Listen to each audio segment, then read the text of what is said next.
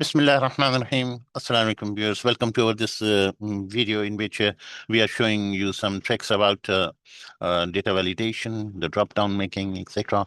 So in previous video, we showed you how you can enter the new items in your drop-down, and with the example is that we have a languages. We have a list of languages which is used for translating a text in Arabic, and these languages we put into the drop down, so of separating them in the comma, right? But if we go to the data validation, and here we go to the data validation, first of all, we clear anything if we have anything in here, so clear it, okay? And the next thing we do is that we again come to the data validation, and then we use the list option, for example, here, and we start writing the languages we have, for example, English, Urdu, etc.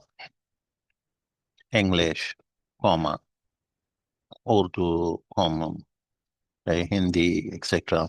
So many languages. You can just write Bangla, German.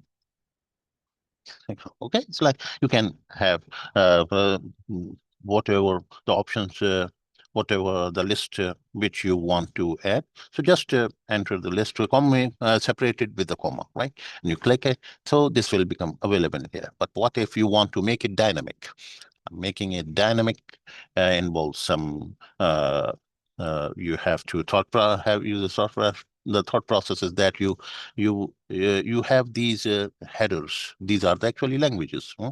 These are the languages, and so any languages you want to add, as soon as you add them, so it should become uh, readily available in the dropdown. Instead of that, you have to add those the new languages into the dropdown. You have to add.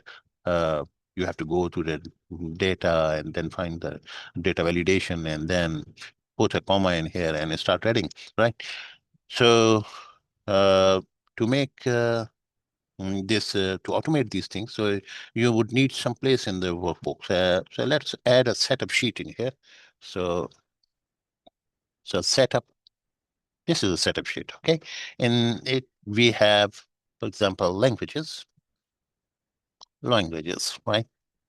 In these languages, what we do, we bring the copy of all these languages, starting from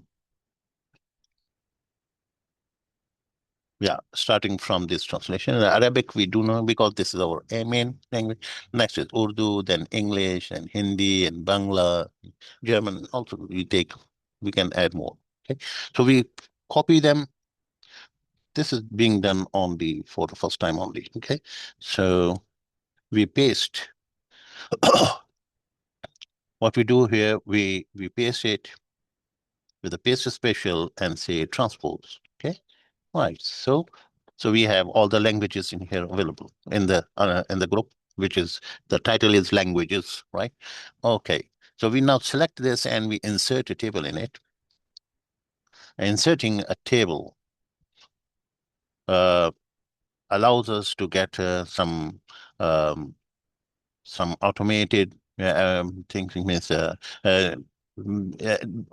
data placed in a table has some advantages. That it has a header and it is addressable. It has some automated functionalities, like adding of any column and row is automatically adjusted into the column and into the table, right?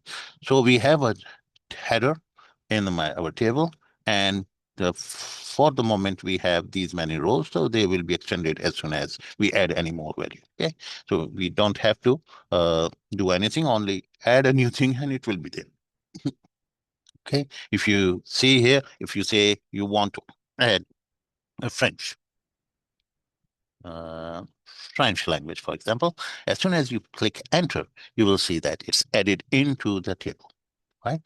And if you go to the table and you see that what happened, what is the range of the table. So you go to formulas, and in here you have a name manager, and in the name manager you will see this table appearing where these are the language. So let's name it as a language. So we edit it, and you see it is automatically taken until A9. Okay, we started with until A8, but since we added French, it has automatically adopted the complete right range. And the name table 3, instead of table 3, we say languages. Okay, that's it. Languages is the name which we have designated to it for this range, and that's it. So now you anywhere from if you want to go a certain go to say wherever you are, and if you go to sorry, control home. Yeah. Okay, so from being anywhere, if you press F5, that is, you want to go to somewhere, so you will see the languages is appearing in here. And you can click OK in here, so it will take you to the languages. You don't have to do that. Only once you have a new language, you add it into here. That's it. Okay, so that's it.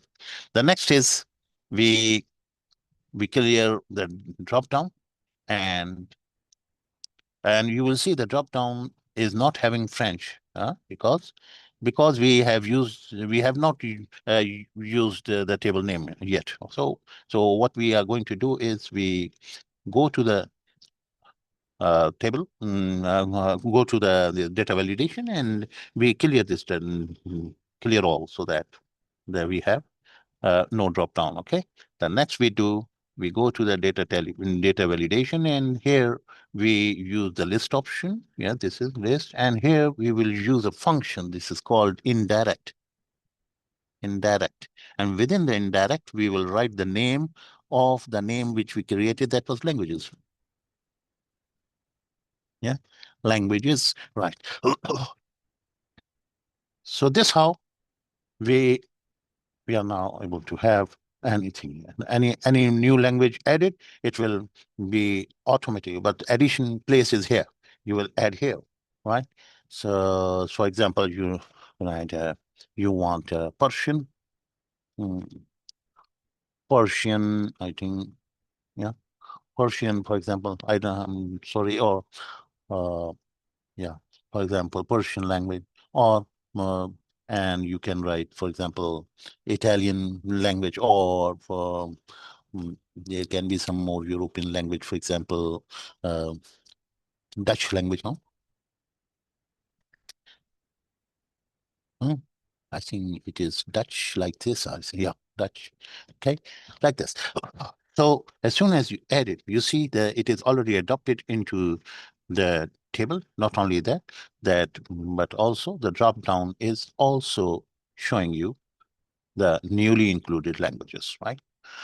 I hope you enjoyed this presentation, and we will come up with more new things. So stay tuned to our channel. Thank you very much for watching.